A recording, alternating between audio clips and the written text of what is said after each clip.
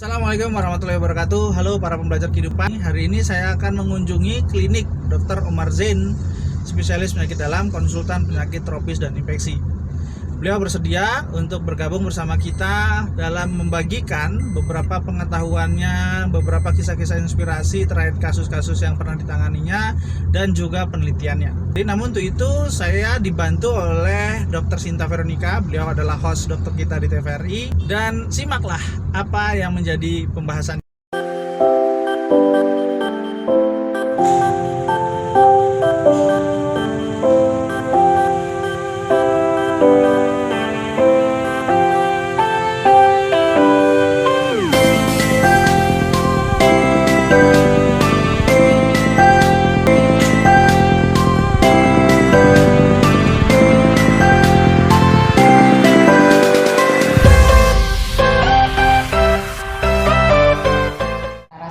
Pembelajar kehidupan, di video kali ini kita akan menampilkan segmen Bincang Sehat, di mana kali ini saya sudah berada di sebuah klinik dari praktek seorang Dr. Omar Zain, DTMNH, spesialis konsultan penyakit tropis dan infeksi.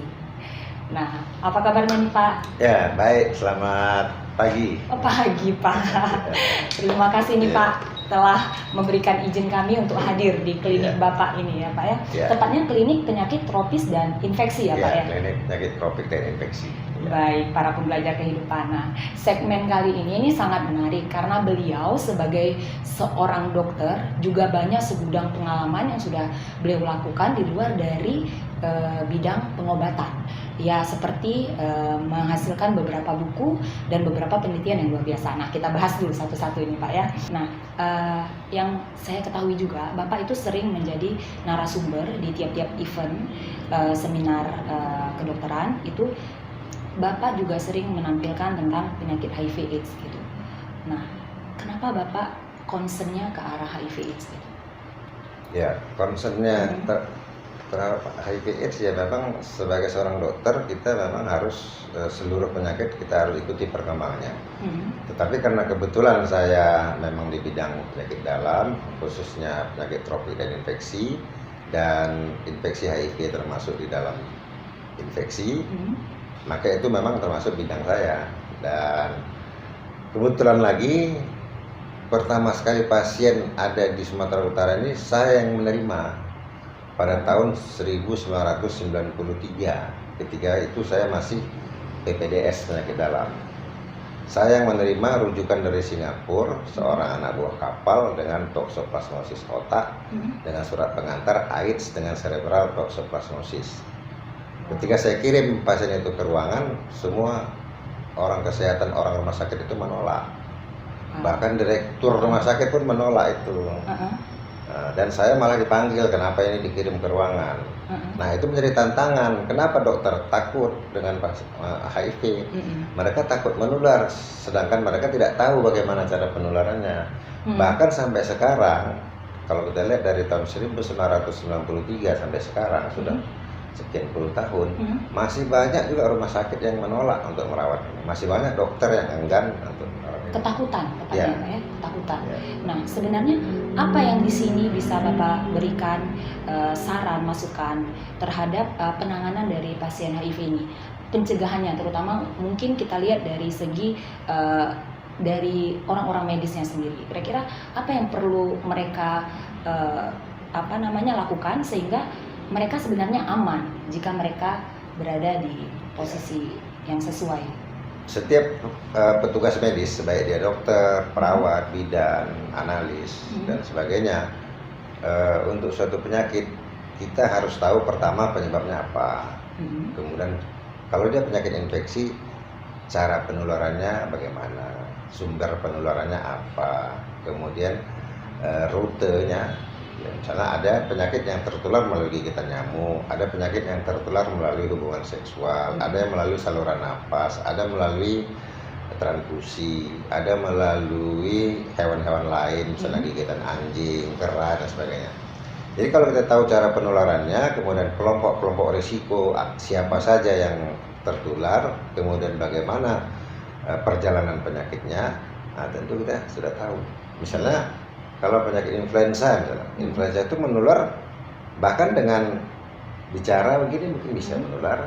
Iya. Tuberkulosis misalnya yang aktif, dengan berbicara, dengan bersin, batuk.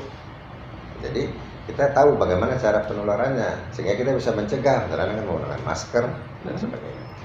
Nah, jadi yang untuk penyakit HIV/AIDS sendiri bagi tenaga kesehatannya sebenarnya apa yang harus mereka ini kan? Misalnya apa langsung ke ininya Pak? Misalnya contohnya mereka harus menggunakan misalnya alat pelindung diri seperti apa dalam menangani pasien atau seperti apa poin-poin pentingnya yang harus mereka lakukan kira-kira? Masalahnya begini, kita tahu dengan berkembangnya teknologi informasi saat ini banyak informasi-informasi dari berbagai pihak yang sebenarnya tidak berkompeten, tetapi pandai dia mengurai, menjalin kalimat, membuat suatu berita ataupun cerita sehingga menimbulkan ketakutan.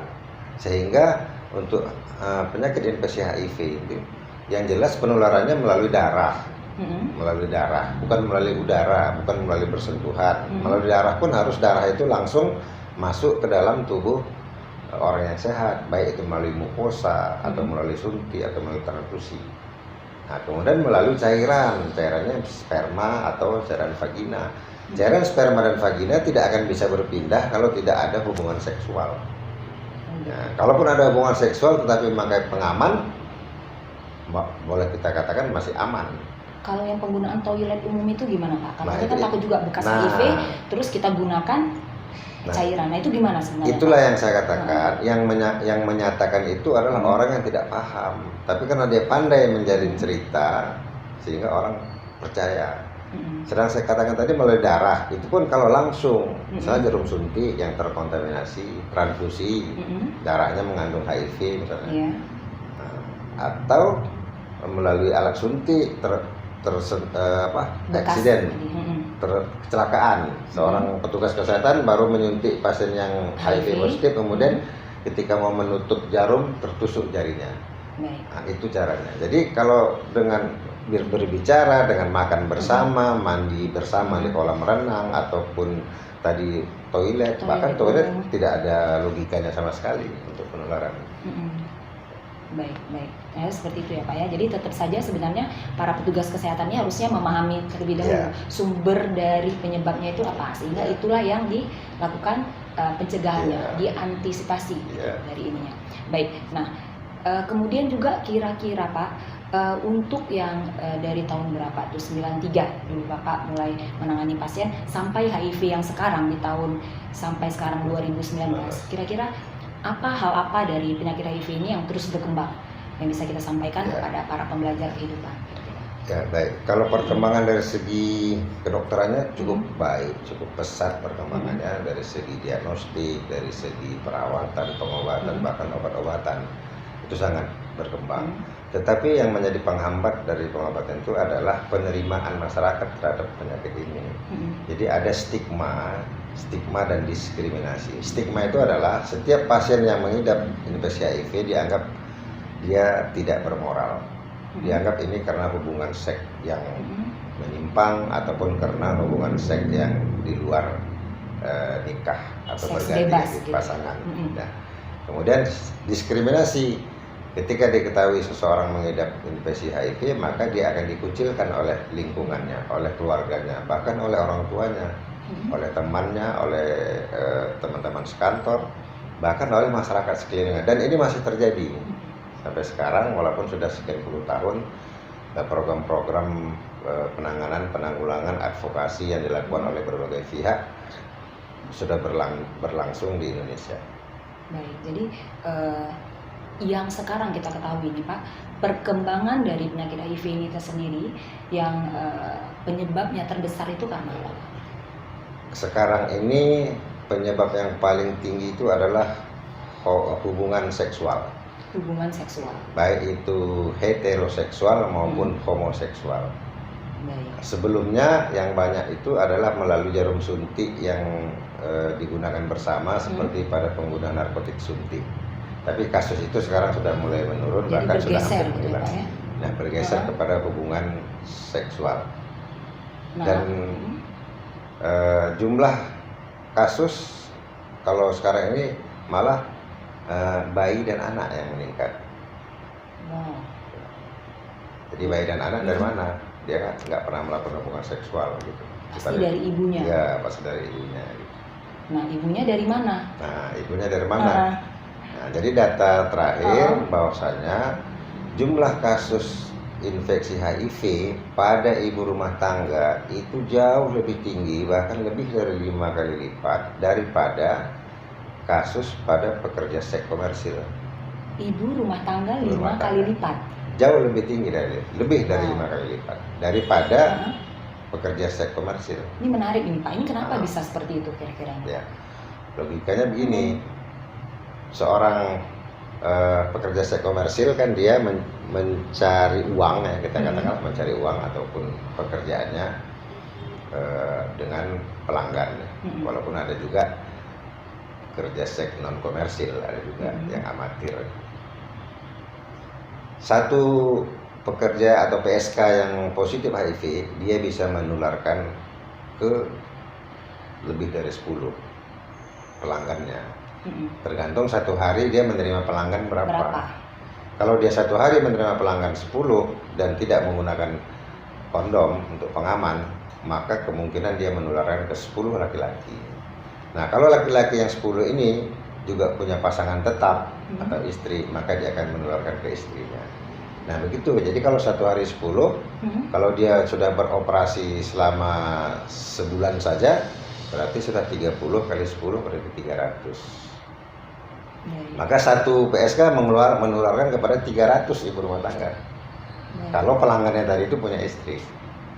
Baik, ternyata efeknya itu banyak dirugikan pada ibu-ibu rumah tangga yang sebenarnya tidak tahu apa-apa, yang hanya bekerja di rumah, mengurus anak istri, mengurus suami maksud saya dengan anak-anaknya, dan ternyata dia menjadi sumber. Dan ketika dia hamil, kalau kebetulan istrinya memang usia produktif dan bisa hamil, dan dia tidak tahu dia terinfeksi, maka anak yang dikandungnya itu akan ikut terinfeksi. Itu yang dibilang tadi, pada anak-anak itu meningkat. Iya, maka lahirlah bayi-bayi yang sudah begitu dia lahir di dalam darahnya sudah ada virus HIV. Wow.